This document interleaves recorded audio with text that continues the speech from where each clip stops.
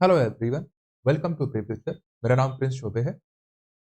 आज की वीडियो काफ़ी इंपॉर्टेंट होने वाली है। यहाँ मैं सारी जानकारी दूंगा आपको, सारी जो नॉलेज है अबाउट पूर्वांचल एक्सप्रेसवे, उसके बारे में एक एक चीज़ मैं बताऊंगा आपको। इसके बाद कहीं से भी कोई क्वेश्चन आएगा पूर्वांचल एक्सप्रेसवे को लेकर, आप 100% उसका जवाब दे पाओगे। I am sure.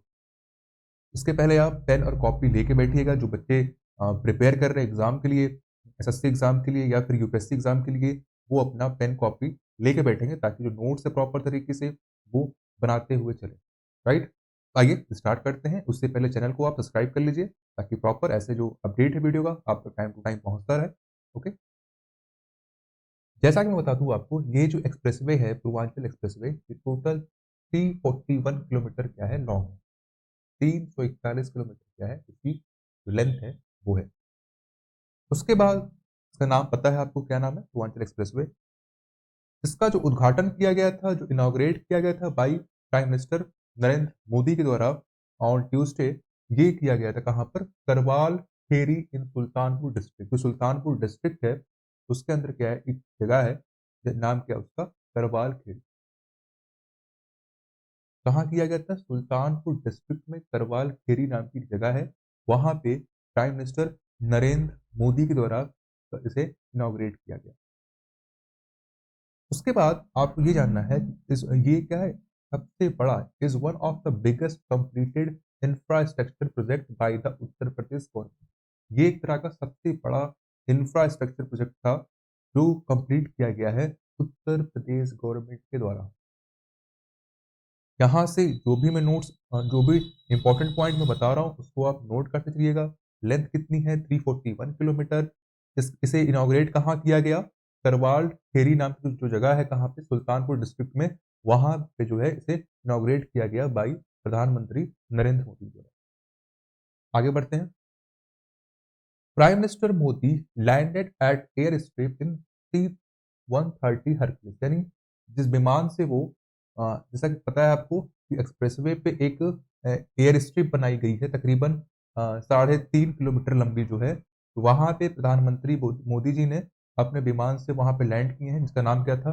C-130 Hercules. विमान का नाम आपको याद रखना है, C-130 हरक्यूलिस। राइट। और ये जो प्रोजेक्ट कंप्लीट हुआ है, टोटल कंप्लीट हुआ है लगभग 3 साल के अंदर, यानी 2018 में इसका जो फाउंडेशन है, जो एक तरीके से उसको आरंभ, जो काम शुरू किया गया था कहाँ से? 2018 में आजमगढ़ डिस्ट्रिक्ट में। यानी मोदी जी के द्वारा जो पहला स्टोन रखा गया था इसे इनॉग्रेट कर, इसे जो है स्टार्ट करने के लिए, वो रखा गया था आजमगढ़ डिस्ट्रिक्ट जो उत्तर प्रदेश में है, वहां से। कब? 2018 में। और अब जाके ये क्या हुआ है? कंप्लीट हो चुका है लगभग 3 साल के अंदर। नेक्स्ट क्वेश्चन ये आता है, यानी क्वेश्चन ये भी आ सकता है कि इनॉग्रेट जो पहला स्टोन रखा गया था प्राइम मिनिस्टर नरेंद्र मोदी के द्वारा, वह किस डिस्ट्रिक्ट में रखा गया था? इसका जवाब क्या होगा? आजमगढ़। किस ईयर में रखा गया था? जवाब क्या होगा? 2018 के अंदर।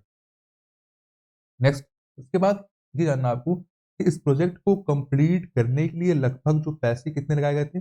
22,496 करोड़, यानी 22,496 करोड़ रुपए इसके लिए खर्च किए गए, लगभग 22,500 रुपए। ये भी आपको अमाउंट जो है ये भी नोट कर लेना है, कितना अमाउंट खर्च। नेक्स्ट आते हैं।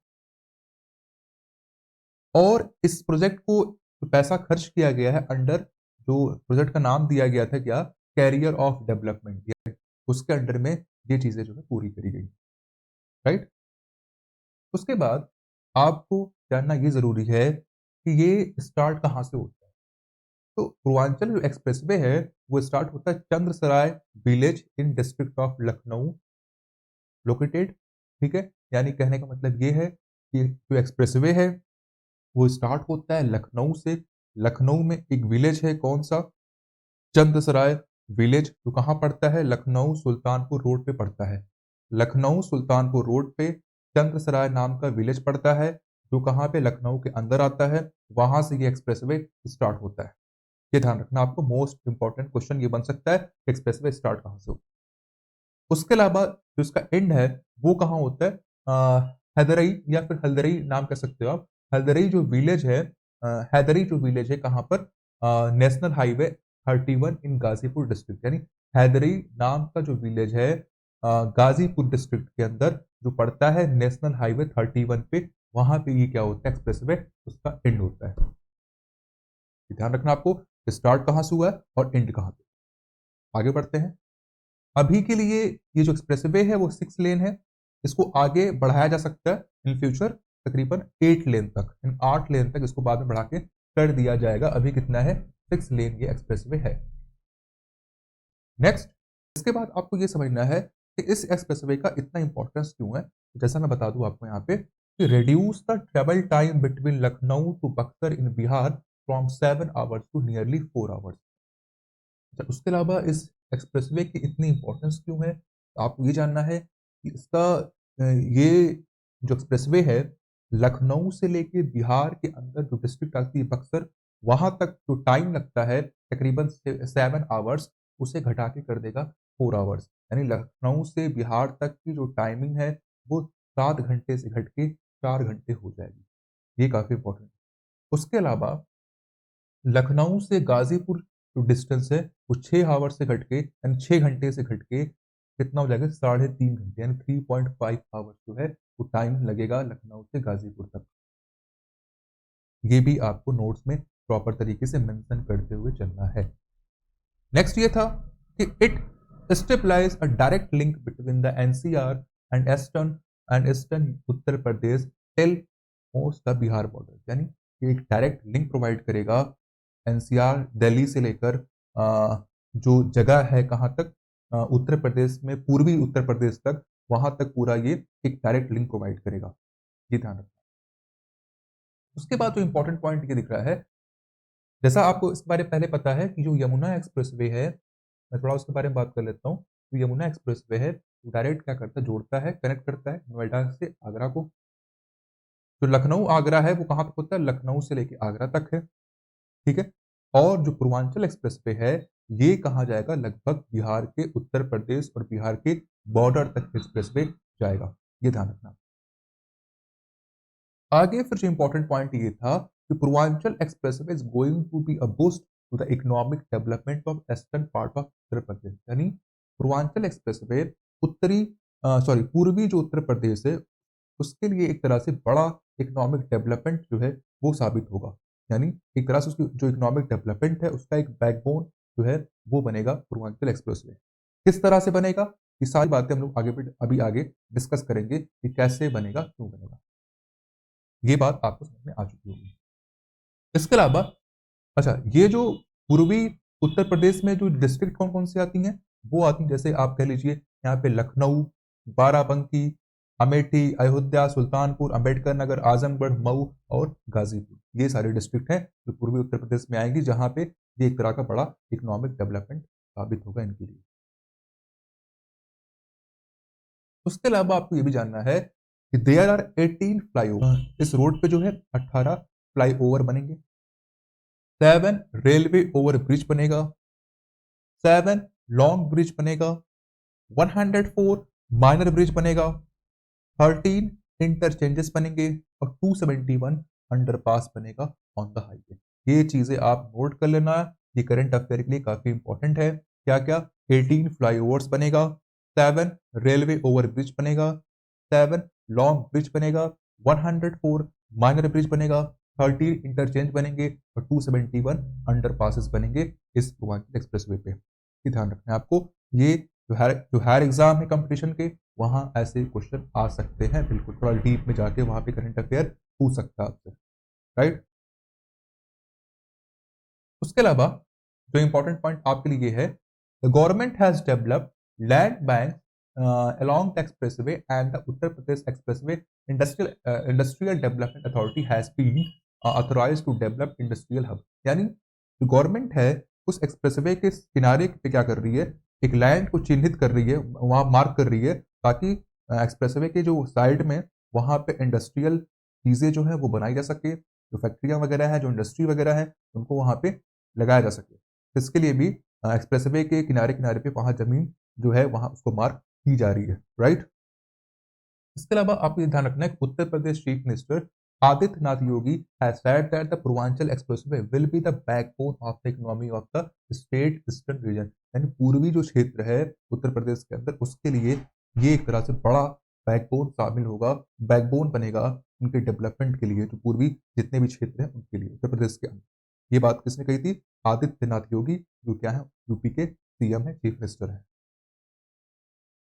इसके अलावा आपको ये जानना है कि फ्री एंड ओके जो एयर स्ट्रिप है वो कितनी लंबी है? तकरीबन 3.5 किलोमीटर की जो स्ट्रिप है वो बनाई गई है क्या करने के लिए? प्लेन को वहां पे लैंड करने के लिए, इमरजेंसी प्लेन को वहां पे लैंड करने के लिए, ताकि कभी आवश्यकता पड़े तो वहां पे जो भी प्लेन है वो वहां पे लैंड कर सके। ठीक है, और ये जो एयर स्ट्रिप है वो कहां पर है? नियर सुल्तानपुर के पास में है। अब जैसा कि मैंने सारी बातें थोड़ी सी इंग्लिश में वहां से कर ली है, थोड़ा हिंदी में एक्सप्लेन कर देता हूँ। यहाँ पे मैंने कुछ आर्टिकल हिंदी में ले लिया है, ताकि मुझे जो इंपॉर्टेंट लगा था मैंने वहां से भी उसको कवर कर लिया है।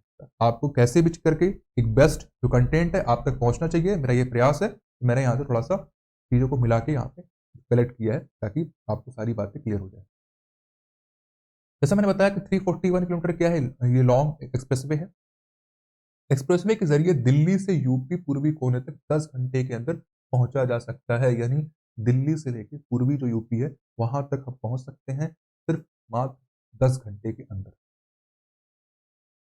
इसके अलावा जो इंपॉर्टेंट आपके लिए पॉइंट ये है, पूर्वांचल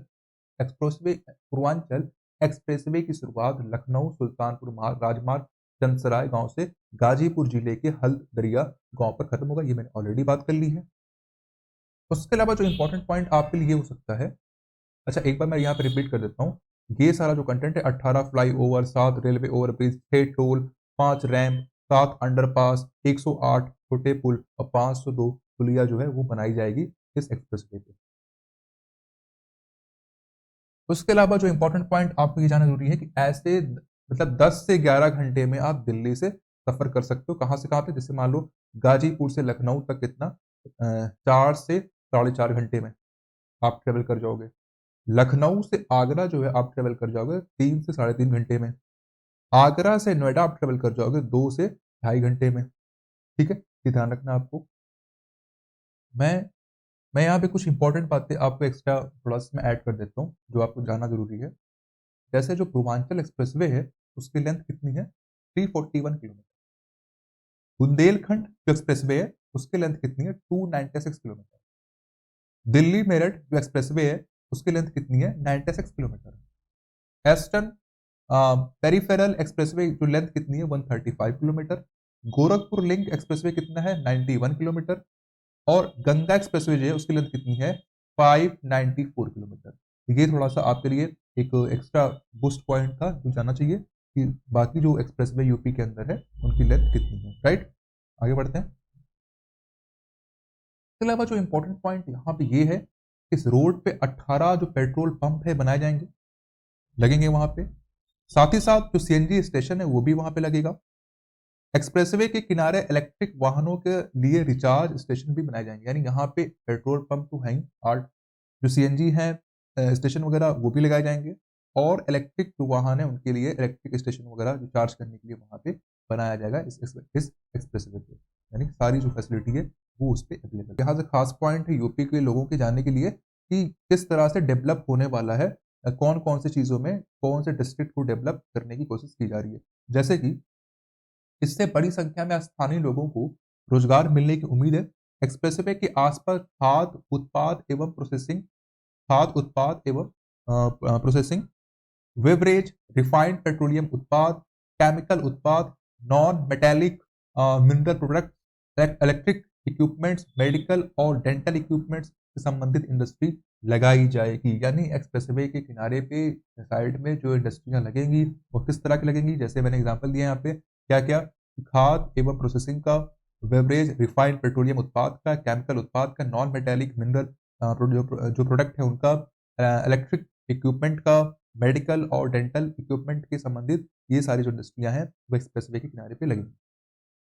साथ ही साथ इसके लिए 9,197 हेक्टेयर यानी 9,197 हेक्टेयर जमीन को चिन्हित की गई है। राइट, और यहाँ इंडस्ट्रियल ट्रेनिंग इंस्टीट्यूट भी खोले जाएंगे। उसके अलावा जो आपको इंपॉर्टेंट ये जानना जरूरी है कि इससे एक्सप्रेसवे के आसपास बसे 11 जिलों के औद्योगिक विकास का रास्ता साफ होगा। जैसे अगर हम बात करते हैं बाराबंकी, अमेठी, सुल्तानपुर, जौनपुर, आजमगढ़, मऊ, अयोध्या, संत कबीर नगर, गोरखपुर, अंबेडकर नगर और बलिया शामिल है, जिनका जहाँ पे इंडस्ट्रियल जो चीजें हैं वहां पे लगेंगी और उनको बेनिफिट होगा। कैसे होगा थोड़ा देखते हैं उसके बारे में। बाराबंकी में खाद्य उत्पाद अ, बाराबंकी में खाद्य उत्पाद, कास्ट और दवा उद्योग के विकास के लिए 735 हेक्टेयर जमीन चिन्हित की गई है। यानी बाराबंकी में जो फैक्ट्रियां कैसे लगेंगी खाद्य उत्पाद के लिए, दवा के लिए, ये चीजें वहां पे लगाई जाएंगी। इसी तरह इसी तरह अमेठी, सुल्तानपुर, आजमगढ़, मऊ और संत कबीर नगर में फूड प्रोडक्ट इंडस्ट्री विकसित की जाएगी। यानी इन सब जिलों में फूड प्रोडक्ट इंडस्ट्री को लगाया जाएगा। जौनपुर और अंबेडकर नगर में टेक्सटाइल यानी कपड़ा वगैरह का जो इंडस्ट्री है वो लगाई जाएगी जौनपुर और अंबेडकर नगर में। अयोध्या और गोरखपुर में मेडिकल जो उपकरण है और बलिया में फूड प्रोसेसिंग इंडस्ट्री विकसित करने की योजना है। ये मैंने सारा जो डिटेल है आपको कंप्लीटली दे दिया है। अब इसके बाद आपसे कहीं भी क्वेश्चन बाहर से नहीं आएगा, ऐसा मैं उम्मीद कर रहा हूँ। मैंने एक एक पॉइंट, छोटे से छोटे जो पॉइंट है, इंपॉर्टेंट पॉइंट, मैंने वो उसको भी यहाँ पे कवर कर लिया है। अगर वीडियो आपको पसंद आई हो तो प्लीज़ लाइक करें, सब्सक्राइब करें, शेयर करें। Thank you so much.